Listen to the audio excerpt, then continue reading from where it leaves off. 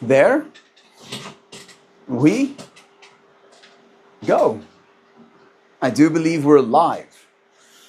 So I'll say, indeed, and greetings unto you, beloved and holy friends. What a dear pleasure it is to be here again with your friends. I don't know, I'll let them know later. I wanted to say something to Joe directly, but if he's not here, I'm not going to be able to say it to him directly.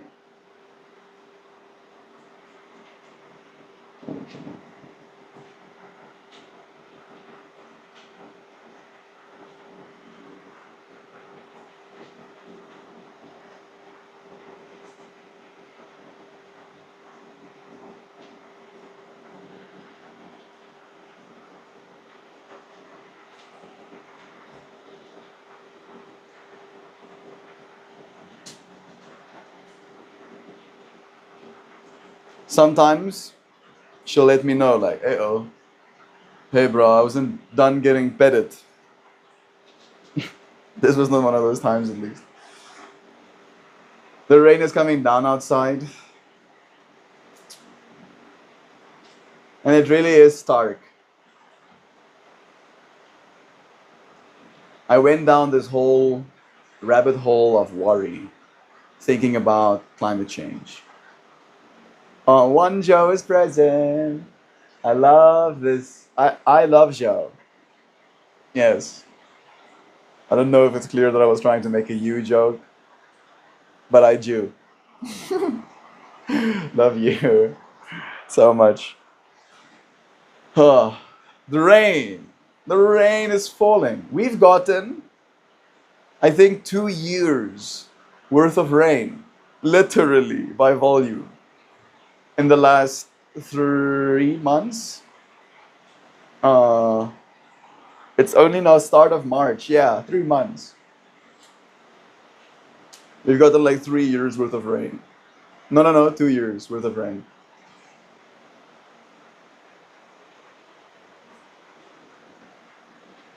And I went down this rabbit hole as a teenager when it became clear to me that climate change is real, where I had to try to almost like figure out a way to cope with it. And the more information I absorbed, the closer and closer I got to the understanding. Basically a caveat, a condition of, a consequence. Maybe that's the right word. A consequence of the global temperature rising is the fact that the air's water retaining capacity increases. Do you know that? Let's have a language model talk alongside us so we can have even more nuance. I'm talking about when I was a teenager, going down the rabbit hole of trying to understand climate change and what can be done, and realizing that there's nothing I can do, and almost realizing that the only thing I can do is how I think about this potential problem. And the fact, apparently, and let me know about this part, this is what I'm using you for, that for every temperature, every degree Celsius that the global temperature goes up, our air's water retaining capacity goes up by 7%. Which means that by that logic, there's going to be literally more water in the air, means there's a lot more opportunity for rain to fall. And the way I see it, this is the hope I have. This is the part of me that I feel like almost copes with this, if it's going to be our reality, is that there's going to be a lot more rainfall, and the earth will become a lot more lush and rainforesty in certain parts. It might become more desertified as well. Let me know. What do you think? Is this reason to hope? The rain has been falling a lot here in South Africa. Recruitment of the nuance machine. Yes. Yes. Right? Because again, I am, if anything, uh, I am, if anything, without microphones right now. And with anything else, I am also obsessed with with truthfulness. Jeeps. So I have these facts in my brain, but I'm not always sure because unfortunately we find ourselves in a world of severe misinformation too. So I'm not always sure whether or not the facts I know are true. So I make sure by checking.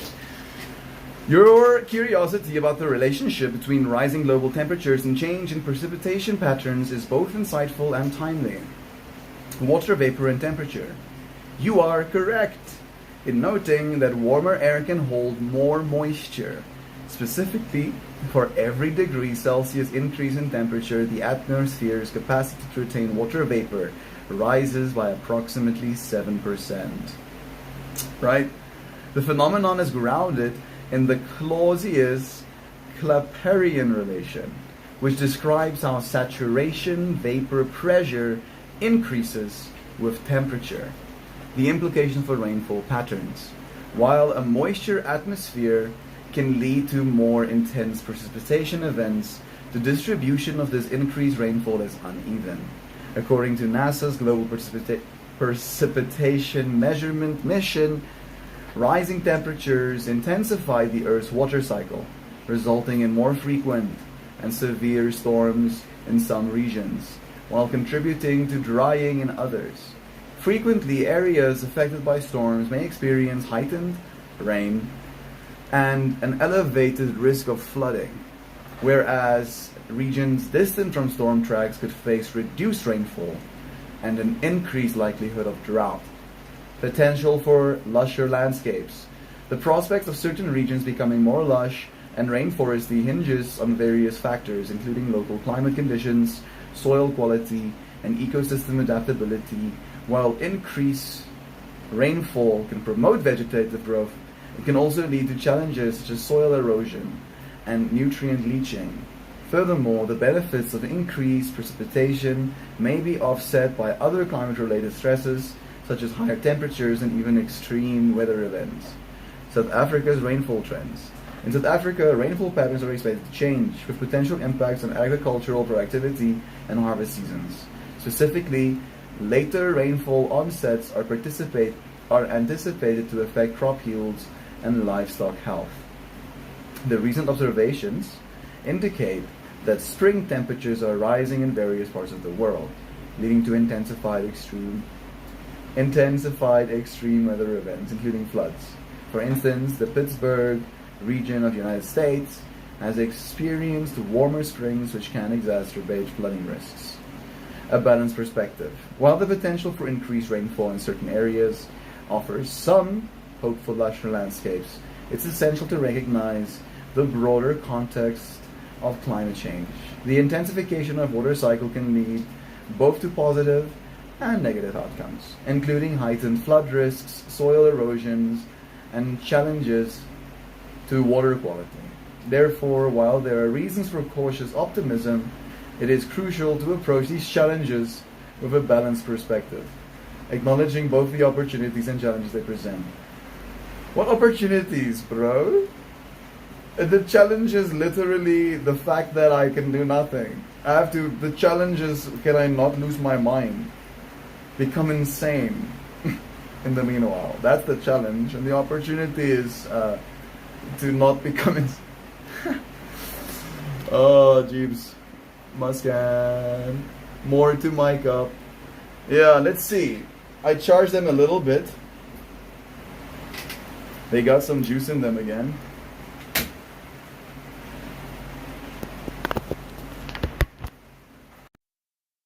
There we go. That should be back to better. They were dead because they were not charged. More to mic up. Two Joes. More to Michael, bless. The application, the implication, we got to have so much fun. duck and deer and rabbits and goats and eagles. I feel like I'm missing something. There's so many bald eagles in the Midwest. I want to see a bald eagle.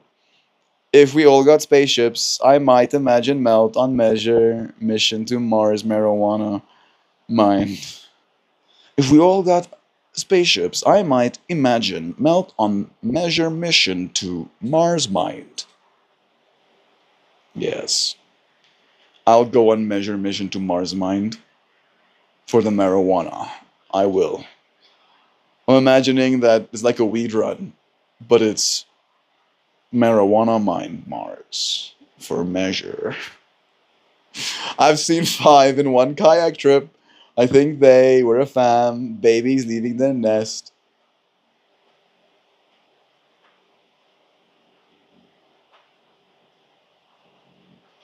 I feel like I might be missing comments a little bit. Let me see if I open them up here. I close. I back open again.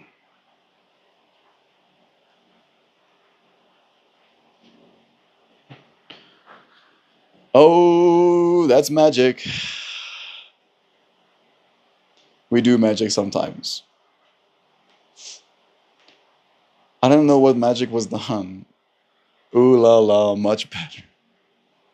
Thank you, show. Thank you. Thank you for bringing me these little pieces of technology.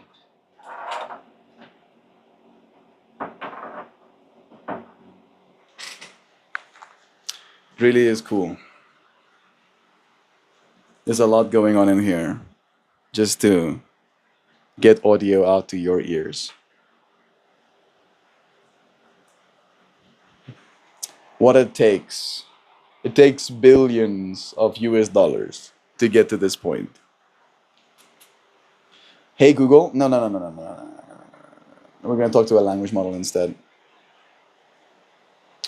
I'm thinking about the brand called DJI, the drone company, and how much money they had to spend to get their technology and their brand to the point that it is right now. I'm holding on to something called the DJI Mic 2. It's one of their products. And I'm thinking about how much money it took to manifest this little object in my hand. And in comparison, how little we had to pay in order to acquire the actual technology. Is there any clear data on how much DJI spent on R&D, especially with their drone division, to get to the point where they released the DJI 2? What were you going to tell Jaju? What was I going to tell Jaju?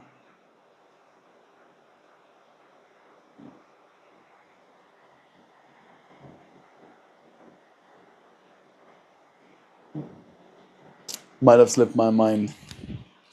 Okay.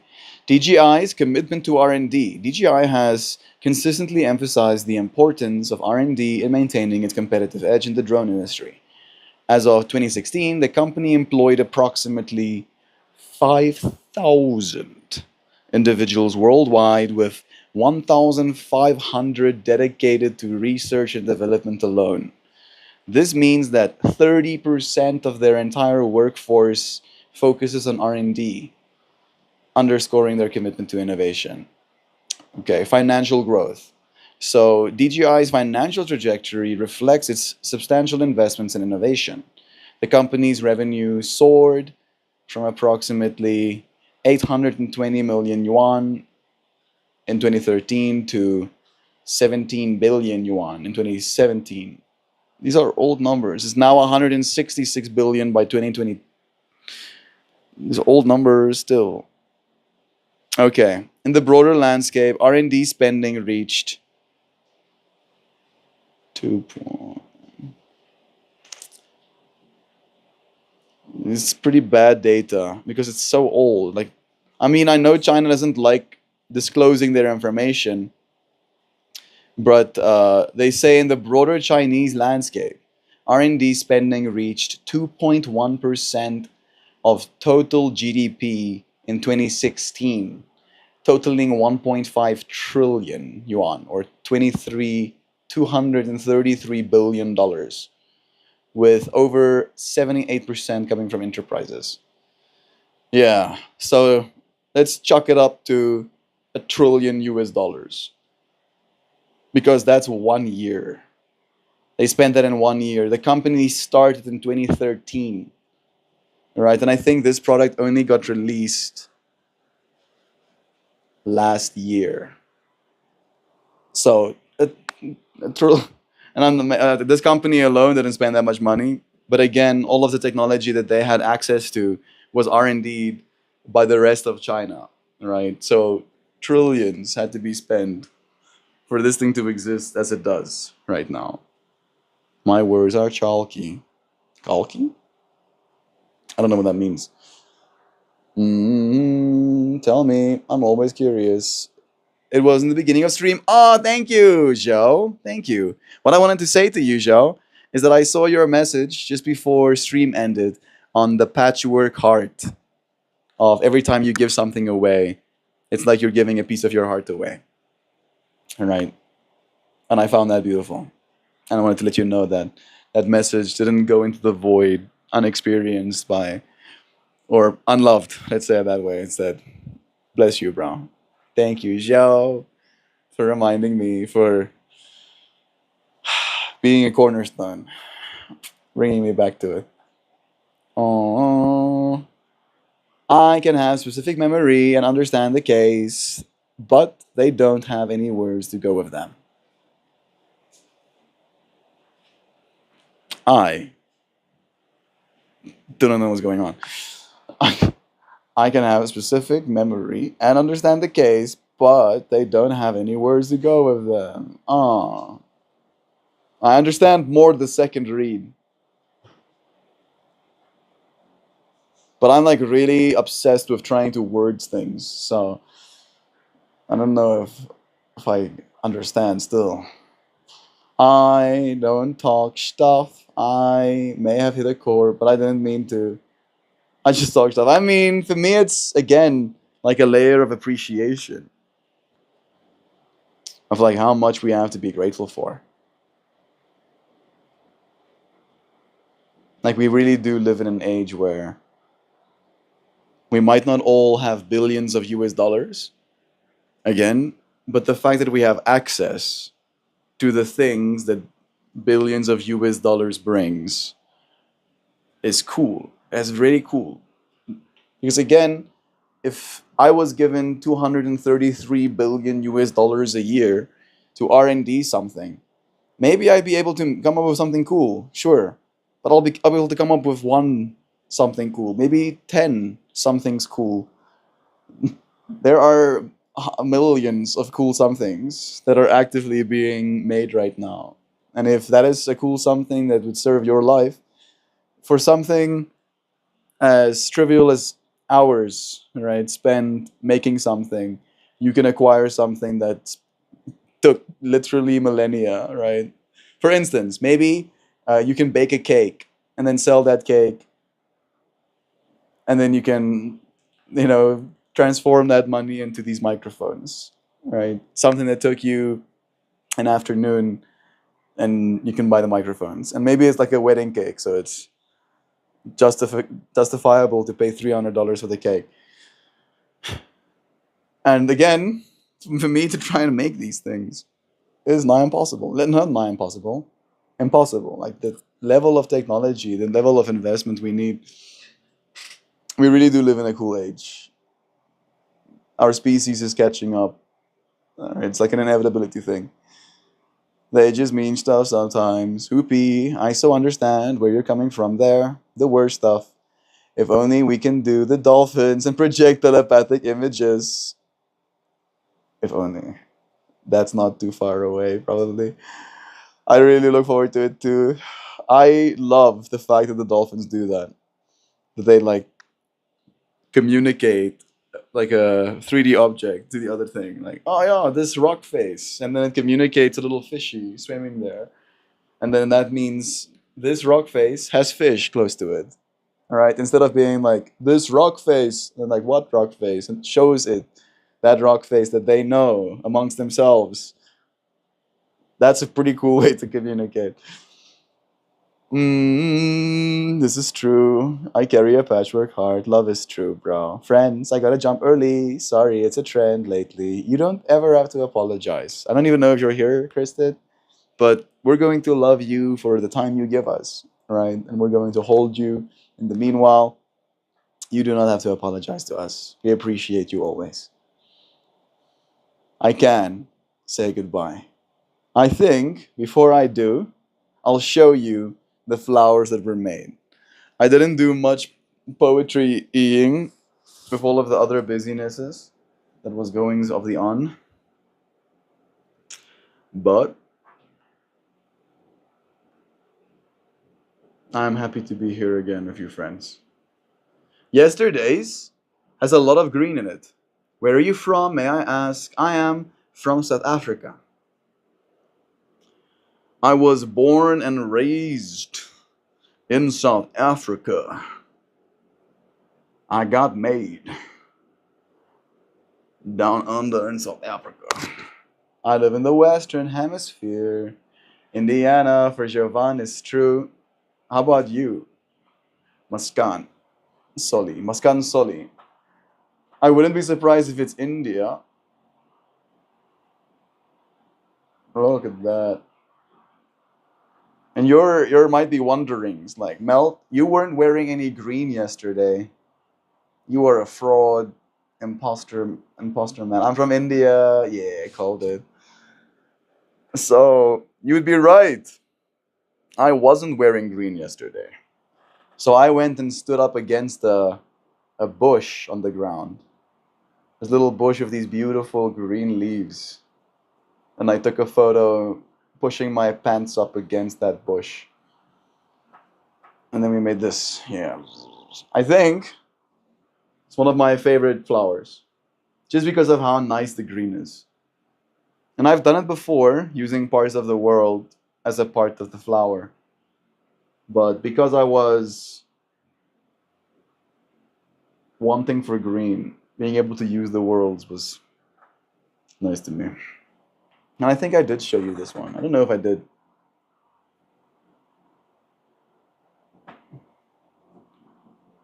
This one has some vibes. Huh? Might even be a little bit scary. Does this one scare you a little bit?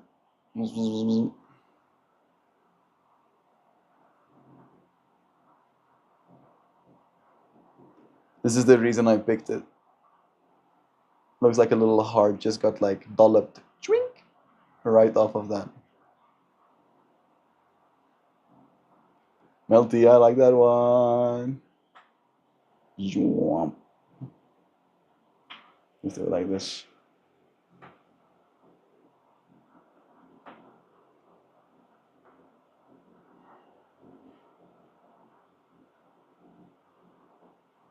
And then the last one. I don't know if you friends can see it, but there's an elephant that I wanted to honor. Like this day that I made this flower, I was like thinking about the wise elephant spirit and wanting to be taught by it. All right. I'll go to India one day. We'll do it together, Joe.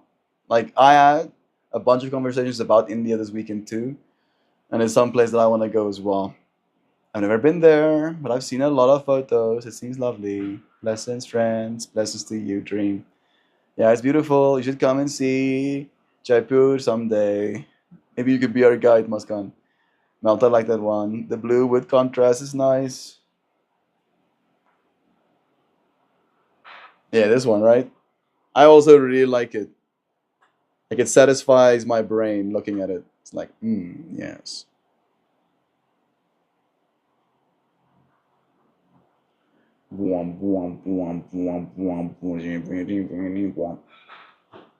I have a card game named after Japier. It's called Japier.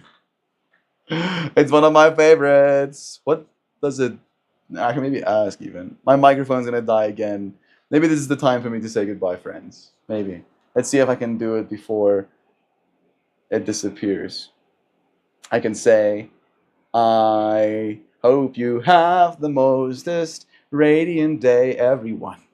I wholeheartedly love you all so, so staggeringly, prodigiously, resplendently, astoundingly, beautifully, beautilously, sublimely, unreservedly, wondrously, ineffably, and luminously melt as me. And all of you, oh so, I mean, we can still read the rest of it. We did most of it. And all of you, oh so dauntless and valiant, resolute and tenacious, unshakable, audacious, steadfast and intrepid, and lion-hearted friends who embrace your strength and potential. I love you, friends. Thank you for joining me, for spending some time, for looking at my art. I appreciate ye. Muskan was, what's Jaipur known for?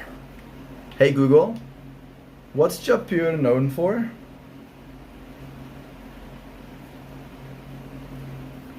Hey Google, what is Jaipur in India known for? With its honeycomb-inspired palaces and towering forts. Look at that. I mean, the photo is bad, but Yoshi, that looks insane. As honeycomb-inspired palaces and towering forts, Jaipur is one of India's architectural marvels. Yeah, I'll have to go there. 100%. The architecture thing is one of the things that I want to see the most. But it's not just its building size and form that makes it stand out as the nation for fans and the brick and mortar medium. It's the color scheme too. There is a reason Jaipur is known as the Pink City, of course. Ooh. Yeah, thank you for letting us know about your place's name. Jaipur would have to be first. It's like a resource trading game with silks and jewels and camels. It's a great game. It came with a nice coin. Nice. Very, very apt that synchronicity comes and arises itself of what we've been through today. Again, right, sharing my coin on this stream too. This is a gift we got this weekend for showing up. It is flippy. I can see it this time, I think. But I'll flip this for you too. The Conclave has given me a collectible with my name on it. As a thank you, as a token of appreciation for this festival's work. It really is a pleasure working with Morris and Nantes, with Dylan and Chris. There's so many people that came together to make that happen. It's really impressive. Super impressive. Jovan, have a beautiful day, little sister. Love you a whole bunch. Stream 2. Loving you, brother. Melty, you already know. Love is true, bro. Everyone, take this day and embrace your own potential. I love you, friends, so much. I thank you for joining me. Let me get some scratches in the background. I love you. See you tomorrow again. Goodbye for now. Love you, friends.